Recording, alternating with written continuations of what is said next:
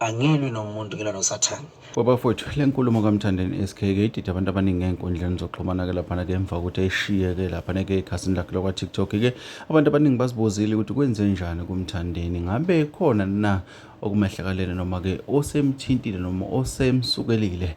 Kodwa-ke le nkulumo isaqhubeka, ngifisa izwe lembuko lasemakhaya-ke ukuthi kusho ukuthini lokhu okukhulunywa uMthandeni noma-ke beyichazana uMthandeni-ke kule nkulumo, ngoba abantu abaningi-ke bayichaza ngendlela ey'ningi ezahlukahlukene-ke nawe-ke ungashiwa kumbono nanti udaba lusaqhubeka. Mina ngilwi nomuntu ngilwa nosathane.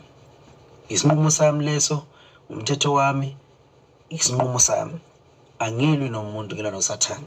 Uma usathane ekumuntu, mina ngilwa nosathane umuntu kuzobe ngathi ngilwa nomuntu.